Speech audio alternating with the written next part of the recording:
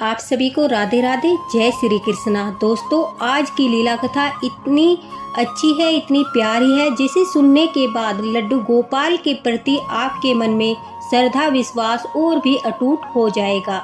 जन्माष्टमी का पर्व गया है, लेकिन लड्डू गोपाल की छठी अभी बाकी है और सुमन जी की लीला कथा जो है वो छठी से ही संबंधित है। वो चाहती है हर लड्डू गोपाल भक्तों तक यह लीला कथा पहुँचे, जिसके बाद जो भी लड्डू गोपाल भक्त है उनके ऊपर लड्डू गोपाल की इसी तरह से कृपा बरसे जैसे सुमन जी के ऊपर बरसी है। सुमन जी कानपुर में रहने वाली है और वो कहती है कि हमारे ऊपर लड्डू गोपाल की ऐसी कृपा हुई जिसे सुनने के बाद आपका श्रद्धा विश्वास लड्डू गोपाल पर और भी अधिक अटूट हो जाएगा। इतने दयालु, इतने कृपा निधान है लड्डू गोपाल। जब वह प्रसन्न होते हैं तो अपने भक्तों के हर संकट हर लेते हैं, अपने भक्तों पर इतना प्यार लुटाते हैं कि आपकी झोली जो है वो छोटी पड़ जाएगी। इतना धन अन्न के भंडार भरते हैं, खुशियों के भंडार भरते हैं कि आपके पास सब खुशियों को समाने के लिए जगह कम पड़ जाएगी। लेकिन लड्डू गोपाल की कृपा इतनी बरसेगी कि आप उसे संभाल भी नहीं पाओगे। तो सुनिए आज की यह लीला कथा। सुमन जी कहती है कि हमारे साथ लड्डू गोपाल की यह लीला 2017 में शुरू हो गई और तब से लेकर आज तक लड्डू गोपाल की कृपा इतनी बरस रही है कि हमारे जीवन में खुशियाँ ही खुशियाँ है। लड्डू गोपाल इतने प्रसन्न है, लड्डू गोपाल इतनी कृपा करते हैं कि आप सब चौंक जाओगे। और यह लीला उनकी छठी के दिन से हमारे जीवन में शुरू हुई थी। सुमन जी कहती है कि मेरे मायके में ज़्यादा काम अच्छा नहीं था, आर्थिक स्थिति भी अच्छी नहीं थी, इसलिए मेरी शादी भी एक हल्के परिवार में ही की गई थी। मेरे ससुराल में मेरे हस्बैंड थे जो काफ़ी पढ़े लिखे थे, लेकिन उनकी खुद की कोई जॉब नहीं थी और उन लोगों के पास भी इतना पैसा नहीं था कि वो खुद का कुछ बिजनेस कर सके। इसलिए सुमन जी कहती है कि मेरे जो हस्बैंड थे वो एक सेठ के यहाँ उनकी जो कपड़े की शॉप थी उस पर नौकरी करते थे, लेकिन पढ़ा लिखा होने के कारण जो दुकान का हिसाब किताब वगैरह होता है वो सब सुमन जी के पति ही संभालते थे। घर में सुमन जी की बूढ़ी सास थी, उनके ससुर जी का देहांत हो चुका था। सुमन जी कहती है कि जहाँ पर मेरे हस्बैंड जो है जॉब करते थे, उन सेठ और सेठानी के बेटे वो भी मुंबई में जॉब करते थे और उनकी जो बहू थी वो भी जॉब करती थी। तो दोनों सेठ और सेठानी अकेले ही कानपुर में रहते थे। कानपुर में उनका खुद का बिजनेस था, अच्छी खासी कपड़े की शॉप थी, तो इस वजह से वो कानपुर छोड़कर अपने बेटे के साथ मुंबई नहीं गए और उनका कहना था कि वह जब तक जीवित रहेंगे तब तक काम करते रहेंगे, काम करेंगे तो उनके हाथ पांव चलते रहेंगे। और उनकी काफ़ी पुरानी दुकान थी, उनके दादा परदादा मतलब कि जो होती है ना पुश्तैनी, उनकी पुश्तैनी दुकान थी। तो इस वजह से वो सेठ और सेठानी जी जो है कानपुर छोड़कर नहीं गए। उन्हीं के यहाँ पर सुमन जी कहती है मेरे हस्बैंड काम करते थे और वो बिल्कुल उन्हें अपने बेटे की तरह ही रखते थे। यह भेदभाव नहीं करते थे कि जैसे उनकी शॉप पर काम करते हैं। काफ़ी लोगों का व्यवहार ऐसा होता है कि यह तो हमारे सर्वेंट है, इनके साथ व्यवहार अच्छा नहीं करते, लेकिन वो सेठ सेठानी स्वभाव के इतने अच्छे थे, बड़े ही प्यार से उनके पति के साथ व्यवहार करते थे। सुमन जी कहती है कि मेरी शादी को 3 साल हो चुके थे, लेकिन न तो मेरी कोई संतान थी, घर में भी स्थिति काफ़ी अच्छी नहीं थी। मेरे हस्बैंड जो है वो काफ़ी ईमानदार थे, ईमानदारी से अपना काम करते थे और जो भी उन्हें सैलरी मिलती थी वो उनकी सास की दवाइयों में, घर खर्च में लग जाती थी। तो घर की आर्थिक स्थिति ज़्यादा अच्छी नहीं थी। अब जो वो सेठानी थी, सुमन जी कहती है वो भी बुजुर्ग हो गई थी। इस वजह से एक दिन सेठ जी ने मेरे हस्बैंड से कहा कि तुम्हारी जो वाइफ है वो अगर सेठानी का काम में हाथ बटा दे तो बहुत अच्छा होगा, उसकी मैं अलग से तुम्हें सैलरी भी दूंगा। इस बारे में सुमन जी कहती है मेरे हस्बैंड ने मुझसे बात की और मैंने जल्दी से हाँ कर दिया, क्योंकि मैं भी चाहती थी कि कोई काम मिल जाए, दोनों हम अच्छे से कमाकर घर को चलाए। अब सुमन जी कहती है मैं भी सेठानी जी के पास काम करने के लिए जाने लगी। उनकी काम में मदद करती थी। सेठानी जो थी वो लड्डू गोपाल भक्त थी, लड्डू गोपाल की सेवा करती थी। मैंने पहली बार वहीं पर लड्डू गोपाल को देखा और उन्हें देखते ही मेरे मन में एक बड़ा प्यारा सा भाव आया। लड्डू गोपाल को देखकर मैं उनकी तरफ आकर्षित हो गई। अब मैंने जब सेठानी जी से लड्डू गोपाल के बारे में पूछा तो उन्होंने उनकी बहुत सारी लीलाएं मुझे बताई। अगर मैं बताना चाहूँ तो मैं बता नहीं पाऊँगी, इतनी सारी लीलाएं उन्होंने लड्डू गोपाल की बताई, इतने अनुभव बताए जिन्हें सुनने के बाद सुमन जी कहती है मुझे लड्डू गोपाल पर अटूट विश्वास हो गया। मुझे लगने लगा यही मेरे आराध्य है, यही मेरे ठाकुर जी है जो मेरी हर मुसीबत को दूर करेंगे। अब सुमन जी कहती है मैं सेठानी जी के साथ लड्डू गोपाल की सेवा में भी हाथ बटाती थी।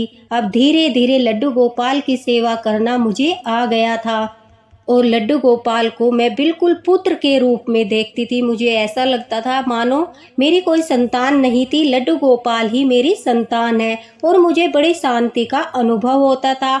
घर आकर मैं अपनी सास को लड्डू गोपाल की लीलाएं बताती थी। सेठानी जी उनके बारे में जो भी बताती थी वो सब अपनी सास को बताती थी। सुमन जी कहती है कि मेरी सास भी लड्डू गोपाल की लीलाएं सुनकर बड़ा प्रसन्न होती थी। धीरे धीरे समय बीत रहा था। मुझे भी सेठानी जी के पास जाते जाते पूरा 1 वर्ष हो चुका था। उस दौरान जन्माष्टमी भी आई, लड्डू गोपाल की छठी भी आई और सभी त्योहार मनाने में बड़ा ही आनंद आया। सुमन जी कहती है कि वो सेठानी जो थी बड़ी ही दयालु थी, वे नरम स्वभाव की थी, अच्छी थी। उन्हें पता था कि मेरी कोई संतान नहीं है, इसलिए उन्होंने जन्माष्टमी के अगले दिन मुझे एक खीरा प्रसाद में दिया और कहा कि बेटा इसे तुम प्रसाद के रूप में खा लो, ठाकुर जी तुम्हारी इच्छा अवश्य ही पूरी करेंगे। यह ठाकुर जी का प्रसाद है, इससे लड्डू गोपाल का जन्म कराया जाता है और रात्रि में मैंने लड्डू गोपाल जी का जन्म कराया था। अब तुम्हारी कोई संतान नहीं है, संतान प्राप्ति के लिए यह एक अचूक उपाय। अब सेठानी जी ने वो खीरा प्रसाद के रूप में मुझे दिया। मैंने उसे ग्रहण किया। उसे ग्रहण करने के बाद लड्डू गोपाल के ऊपर मुझे इतना प्रेम आया, मुझे ऐसा लगा मानो लड्डू गोपाल ने मुझे अपना आशीर्वाद दिया हो। दोस्तों सुमन जी कहती है उसके बाद जैसे ही लड्डू गोपाल की छठी आई, जन्माष्टमी के 6 दिन के बाद लड्डू गोपाल की छठी मनाई जाती है। उस दिन जो है अचानक से सेठानी जी की तबीयत खराब हो गई। अब लड्डू गोपाल की छठी की सारी व्यवस्था जिस प्रकार से सेठानी जी ने मुझे बताई उसी प्रकार से मुझे अवसर मिला। लड्डू गोपाल ने अपनी छठी मेरे हाथों से मनवाई और यह मेरा बहुत बड़ा सौभाग्य था। उसी दिन से हमारे जीवन में लड्डू गोपाल की लीला शुरू हो गई। सुमन जी कहती है कि जैसे ही मैं उनके घर काम के लिए गई, वहां जाते ही मैंने देखा उनकी तबीयत बहुत खराब थी। अब सेठानी जी ने मुझे लड्डू गोपाल की सेवा के लिए सब कुछ अच्छे से समझा दिया। सुमन जी कहती है मैंने सबसे पहले एक मिट्टी का पात्र लिया, उसमें यही 2-3 किलो दूध डाला। सेठानी जी के लड्डू गोपाल 8 नंबर के थे। अब लड्डू गोपाल को दूध में डुबकी लगाकर उनका दूध अभिषेक किया। उसके बाद साफ पानी से लड्डू गोपाल जी को स्नान कराकर पीले वस्त्र पहनाए। पीले वस्त्र पहनाकर उनका बहुत सुंदर सा श्रृंगार किया। श्रृंगार करने के बाद अब उनकी पूजा आराधना की। पूजा करने के बाद सेठानी जी ने मुझे लड्डू गोपाल की छठी की कथा सुनाई, जिसे सुनने से हर स्त्री की सब मनोकामनाएं पूरी होती है। अगर आपकी कोई संतान नहीं है, यह कथा सुनने से उसे संतान की प्राप्ति होती है। और दोस्तों यह बात बिल्कुल सत्य है। आपको पता ही होगा कि छठी किस लिए मनाई जाती है, इसलिए मैं आपको बताती हूँ। बात श्री कृष्णा जी के जन्म के पश्चात की है। बड़ा ही मनोरम समय था, हर तरफ संगीत और बधाई थी, गीत बज रहे थे। सारा नंद ग्राम जो है फूलों से सजा हुआ था और कहना की छठी का दिन था। लेकिन पता नहीं क्यों कहना जी को नजर लग गई और वो जोर जोर से रोने लगी। इतने सुंदर थे, इतना सुंदर रूप था कि उन्हें देखते ही हर व्यक्ति की नजर उन्हें लग जाती थी। तो जो कान्हा जी थे वो जोर जोर से रोने लगे। कोई भी लल्ला को चुप कराने का प्रयास कर रहा था तो वो चुप नहीं हो रहे थे। देवगण भी प्रभु की ये लीला देखकर अचंभित हो गए। अब जब श्री कृष्णा जी चुप नहीं हो रहे थे, सभी देवताओं ने ब्रह्मा जी से इसका निवारण पूछा। तब ब्रह्मा जी ने शक्ति स्वरूपणी महामाया को भेज दिया कान्हा जी को चुप कराने के लिए। ये सुन के माँ माया जो थी वो आनंदित हो गई कि उन्हें प्रभु को शांत कराने का काम मिला है। अब वह इसका भरपूर आनंद लेगी। अब भांति भांति के रूप बदलकर लल्ला को चुप कराने का प्रयास करने लगी। महामाया कभी फूल बनती थी, कभी पक्षी बनती थी, कभी इधर जाती, कभी उधर जाती। अब जब महामाया ने इस तरह से कान्हा जी को खुश किया तो कान्हा जी भी चुप हो गए और कभी अपना सिर इधर हिला रहे थे, कभी उधर हिला रहे थे, लेकिन महामाया किसी और को नजर नहीं आ रही थी। इसलिए सब अचंभित थे कि यह कान्हा अपने सर को इधर उधर क्यों हिला रही है और खुद ही मुस्कुरा रहे हैं। सब इसे देखकर अचंभित थे। माया सिर्फ प्रभु को दिख रही थी और किसी को नहीं दिख रही थी। लल्ला फिर रोने लगे तो माया ने कहा कि ब्रह्मा जी, प्रभु को भूख लगी है और मैया को जो है यशोदा मैया को दूध नहीं आ रहा। प्रभु के रोने का कारण भी यही है। फिर ब्रह्मा जी के आशीर्वाद से जो है दोस्तों, माता यशोदा की छाती में दर्द महसूस हुआ। देखा तो उनकी छाती से दूध टपक रहा था। अब माता यशोदा ने झट से कान्हा को गोद में उठाया, अपनी छाती से लगाया और दूध को उनके मुंह में जाते ही जो हमारे कान्हा थे वो चुप हो गए। सभी लोग, देव और नंदग्राम के जो भी वहाँ पर उपस्थित थे, सब खुश हो गए कि लल्ला चुप हो गए। परंतु माया जो थी वो उदास हो गई और ब्रह्मा जी से कहने लगी, मुझे प्रभु के साथ बड़ा आनंद आ रहा था। ब्रह्मा जी ने मुस्कुराते हुए कहा, ये बात है, आज से छठी के रूप में हर बच्चे के छठे दिन तुम ही पूजी जाओगी। साज सजावट गीत संगीत से तुम्हारा स्वागत होगा। बिना किसी को दिखाई दिए हर बच्चे के साथ तुम आनंद पाओगी। माया ने कहा कि आपका बहुत बहुत धन्यवाद प्रभु। तभी से बच्चे की छठी मनाई जाती है। पहले हमारे कान्हा जी की छठी मनाई गई थी, उसके बाद से सब बच्चों की छठी मनाई जाने वाला उत्सव बन गया। छठी के दिन माँ जब अपने बच्चे को दूध पिलाती है तो वो दूध अमृत के समान उपकारी हो जाता है, हर तरह के कष्ट को दूर करने वाला होता है। इसीलिए हर छठी के दिन लड्डू गोपाल को भी जो है दूध में डुबकी लगाकर उनका दूध से अभिषेक किया जाता है। दोस्तों, अगर आपके लड्डू गोपाल विग्रह ज़्यादा बड़े हैं, आप दूध में उन्हें 7 बार डुबकियां नहीं लगवा सकते, तो फिर आप लड्डू गोपाल को बड़े से पात्र में बैठाकर एक लोटे में दूध को लेकर उससे उनका अभिषेक कर सकते हैं। और जो दूध होता है लड्डू गोपाल के अभिषेक का, उस दूध से हम खीर बनाकर प्रसाद के रूप में सभी घर के सदस्य उस प्रसाद को ग्रहण करते हैं। हमारी जो भी इच्छा होती है वो इच्छा लड्डू गोपाल प्रसन्न होकर पूरी करती है। अगर हम लड्डू गोपाल की छठी मनाते हैं और लड्डू गोपाल के प्रसाद को ग्रहण करते हैं, दूध अभिषेक करते हैं, जिससे वो उस दूध से बने प्रसाद को जब हम ग्रहण करते हैं तो लड्डू गोपाल भी प्रसन्न होते हैं और प्रसन्न होकर उनकी कृपा दृष्टि हमारे ऊपर होती है। अब सुमन जी कहती है कि जिस प्रकार से सेठानी जी ने उन्हें बताया वो सारी विधि के अनुसार उन्होंने लड्डू गोपाल का दूध अभिषेक किया, उनका श्रृंगार किया, फिर उनके लिए कढ़ी चावल बनाए। कढ़ी चावल का भोग छठी के दिन लड्डू गोपाल को लगता है, जिसे वो बड़े प्रेम से बड़े चाव से खाते हैं। अगर आप कढ़ी चावल नहीं बना सकते तो खिचड़ी का भोग लगता है। कहीं कहीं पर खिचड़ी का भोग भी लगाया जाता है, जिसमें मक्खन डालकर प्रभु को अति प्रिय है। पूरे विधि विधान से सुमन जी कहती है, मैंने लड्डू गोपाल की छठी अपने हाथों से मनाई और इतना बड़ा अवसर लड्डू गोपाल ने मुझे प्रदान किया।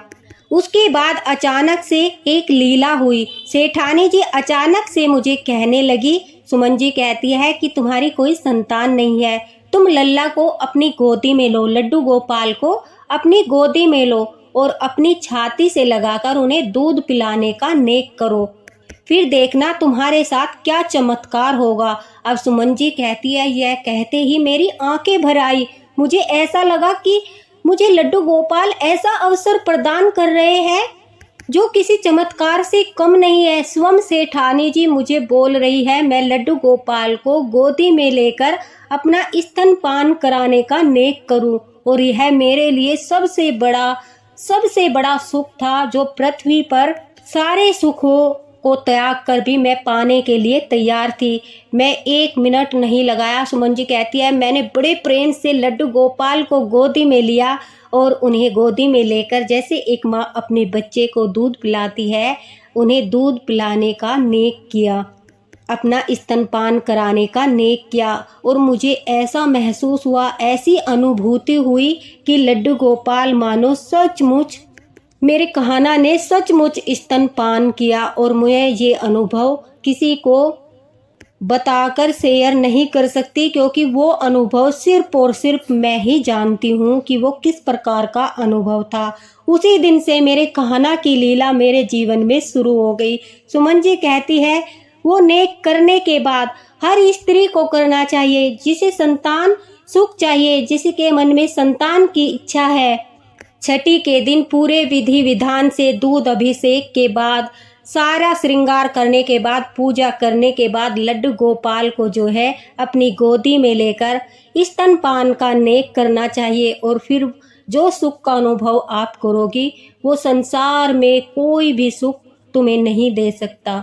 सुमन जी कहती है मैंने लड्डू गोपाल को नेक कराने के बाद उनके सिंहासन पर बिठाया। मेरे आंसू नहीं रुक रहे थे, मेरी आंखों से लगातार आंसू आ रहे थे। मुझे ऐसा लग रहा था मुझे माँ बनने का सुख प्राप्त हो गया हो। और मेरा यह भाव देखकर सेठानी जी भी रोने लगी। मैं अपने आप को रोक नहीं पाई। सुमन जी कहती है लड्डू गोपाल को बैठाने के बाद मैं अपने आप को रोक नहीं पाई। उसके बाद जैसे ही मैं घर आई अपनी सासू माँ को सारी बात बताई। मेरे जीवन में चमत्कार हुआ। मुझे कुछ समय के बाद ही छठी के दिन ही एक बहुत बड़ी खुशखबरी मिली। इतने सालों से जिस चीज के लिए हम तड़प रहे थे, जिसके लिए हम जगह जगह जाकर अपना इलाज करा रहे थे, लड्डू गोपाल ने मेरी गोद भर दी। उसी समय मुझे पता चला कि मुझे संतान सुख की प्राप्ति होने वाली है। सुमन जी कहती है कि खुशी के मारे मैंने अपने पति को जब यह बताया तो उन्हें विश्वास नहीं हुआ कि इतना बड़ा चमत्कार हमारे जीवन में किस प्रकार से हुआ। यह लड्डू गोपाल की ही कृपा थी। अब यह चमत्कार होने के बाद जब अगले दिन मैं सेठानी जी के पास जाकर उन्हें खुशखबरी सुनाई, वह और भी खुश हो गई और उन्होंने दूसरी खुशखबरी मुझे दे दी। उन्होंने कहा कि सुमन, मेरी बहू जॉब करती है, वो लड्डू गोपाल की सेवा नहीं कर पाएगी। अब मैं बुजुर्ग हो चुकी हूँ, मुझसे लड्डू गोपाल की सेवा नहीं हो पाती। और तुम्हारे अंदर इतने सच्चे, इतने प्यारे भाव है जिन्हें देखकर मुझे बहुत खुशी होती है। तुमसे अच्छी लड्डू गोपाल की सेवा कोई नहीं कर सकता। मैं चाहती हूँ कि तुम मेरे लड्डू गोपाल की सेवा करो। और दोस्तों, अगर आप सेवा नहीं कर सकते और ऐसे इंसान को आप लड्डू गोपाल देते हैं जिनके अंदर लड्डू गोपाल के प्रति सच्चा प्रेम और सच्चे भाव होते हैं, तो लड्डू गोपाल भी नाराज नहीं होते। वो खुशी खुशी अपनी सेवा अपने भक्त को देते हैं। सुमन जी को लड्डू गोपाल ने स्वयं चुना था, इसलिए सेठानी जी के मन में यह विचार आया। सेठानी जी ने बड़े ही प्रेम से अपने लड्डू गोपाल सुमन जी को दे दिए। सुमन जी कहती है कि यह लड्डू गोपाल का दूसरा चमत्कार हमारे जीवन में था। जैसे ही मैं लड्डू गोपाल को अपने घर लेकर गई, मेरे जीवन में तो बहार आ गई। लड्डू गोपाल के एक के बाद एक चमत्कार होने लगे। कुछ समय के बाद जो है सेठ जी और सेठानी जी को लेने के लिए उनका बेटा आ गया। उन्होंने मेरे हस्बैंड को दुकान की सारी जिम्मेदारी सौंप दी और कहा कि आज से तुम ही दुकान को चलाना। अब हम बुजुर्ग हो चुके हैं, कुछ समय हम अपने बेटे के साथ रहना चाहते हैं। कुछ पैसों का लेन देन हुआ, उसके बाद उन्होंने सारी जिम्मेदारी मेरे हस्बैंड को दे दी। सुमन जी कहती है कि मेरे हस्बैंड को दुकान के बारे में सब कुछ जानकारी थी, कहाँ से माल उठाना है, कहाँ पर डालना है, किस प्रकार से सेल करनी है, पैसों का हिसाब किस प्रकार से रखना है। सेठ जी की दुकान उन्होंने इतने अच्छे से चलाई कि कुछ ही दिनों में हमारी इतनी तरक्की हो गई, ऐसा लग रहा था लड्डू गोपाल की इतनी कृपा बरसी है। लड्डू गोपाल हम पर इतने प्रसन्न हो गए हैं कि उन्होंने हमारे सब दुख हर लिए है, सब संकट हर लिए है। हमारे घर में धन अन्न के भंडार भर गए। लड्डू गोपाल की ऐसी कृपा बरसी कि मैं आप लोगों को बता नहीं सकती। सुमन जी यह घटना शेयर करते हुए इतनी भावुक हो रही थी दोस्तों। वह लड्डू गोपाल की लीलाएं बताते बताते बहुत भावुक हो रही थी।